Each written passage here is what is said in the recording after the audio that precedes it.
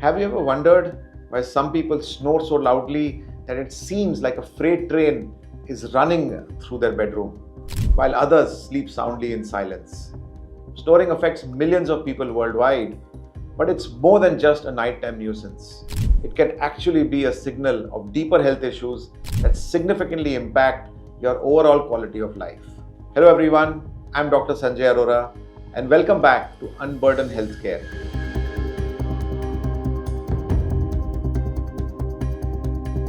Today, we are diving deep into a topic that affects billions of people worldwide, snoring. But let's start with the basics. What really causes snoring? Snoring actually happens when airflow through your air passages and throat is partially obstructed during sleep, causing the relaxed tissues to vibrate. This vibration results in the distinctive and often loud sound we recognize as snoring. While snoring is common, it's not always benign and can sometimes signal more serious health concerns. There are several factors that contribute to snoring and they can vary widely among individuals. Number one, obstructed nasal airways.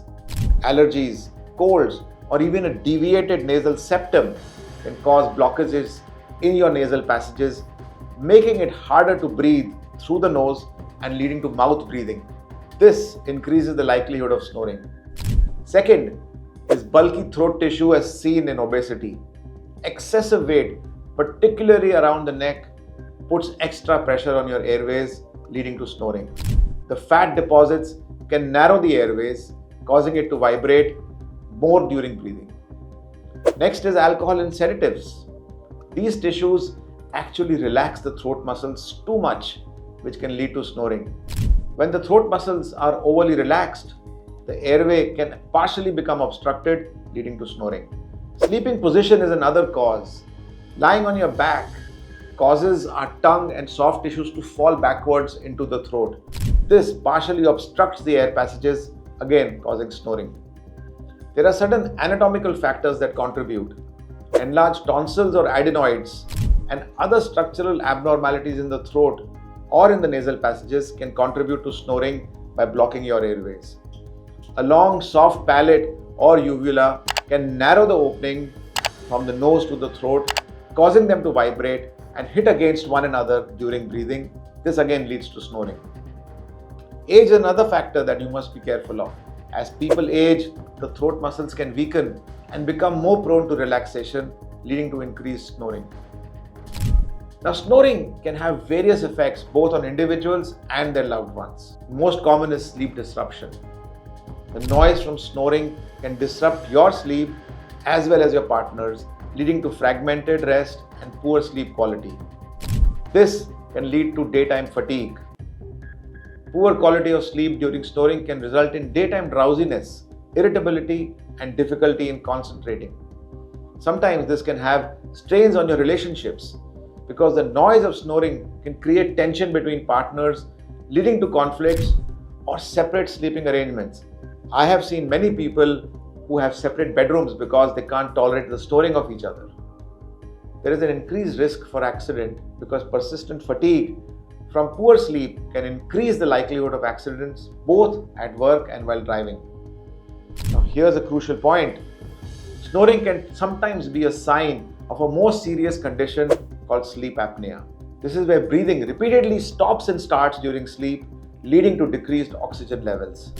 This condition is associated with significant health risks, including number one is heart disease, because frequent drop in oxygen level can strain the cardiovascular system, increasing the risk of heart conditions.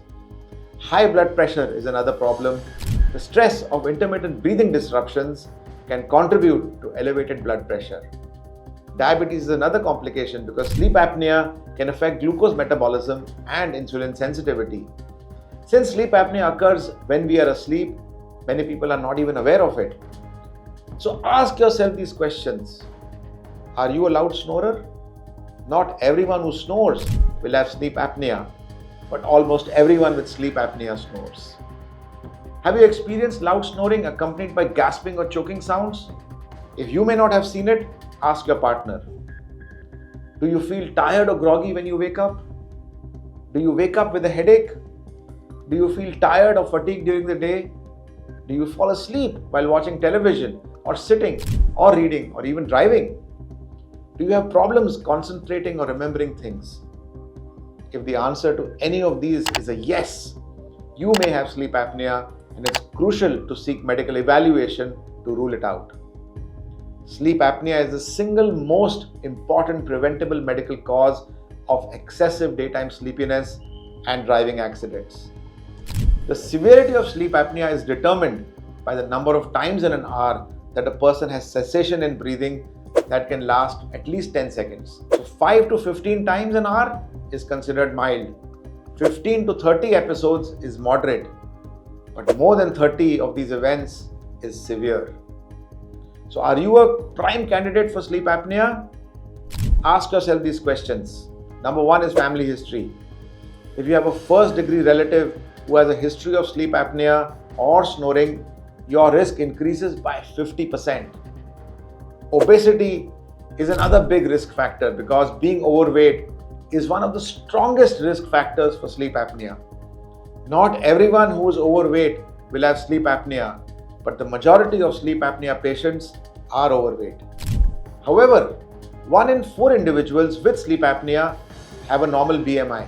So just because you have normal weight, it does not mean you will not suffer from sleep apnea. In gender, unfortunately, men are several times more likely to develop sleep apnea than women. However, there is a possibility that in women, it is often underreported or even misreported. This being said, pregnancy increases the risk of sleep apnea since women increase weight, experience an increase in neck circumference, and the growing uterus can press against the diaphragm, reducing lung volume.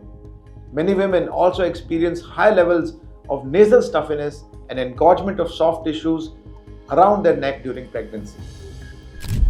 Even during menopause, there is a risk for sleep apnea will go up. Progesterone prevents the upper airways from becoming obstructed, but this hormone declines after menopause. Also, postmenopausal women tend to have a higher fat mass compared to premenopausal women. If you have 2 women who are exactly of the same weight, height, body mass, but if one is premenopausal and one is postmenopausal, the postmenopausal is more likely to have sleep apnea than premenopausal. Neck circumference is another big risk factor.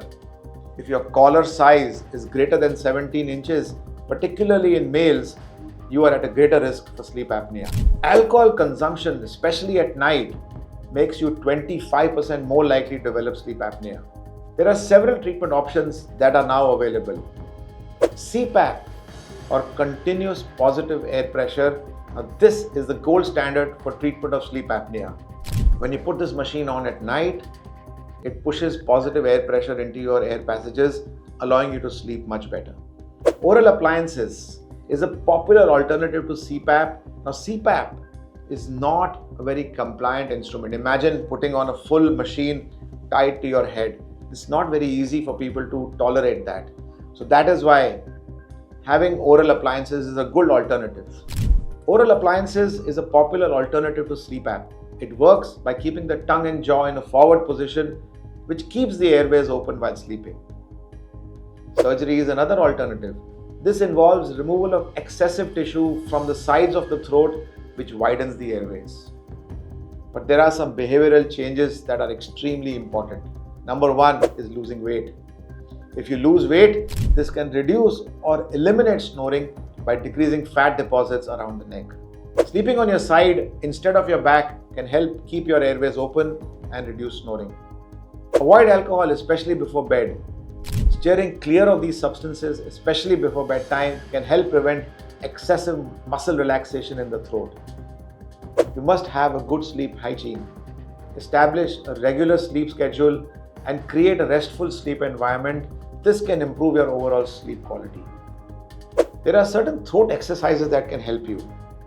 These build the muscles around your airways, like swallowing and chewing motions, pronouncing vowels quickly and continuously, brushing the tip of your tongue against the front and side of your palate, and sliding it backwards.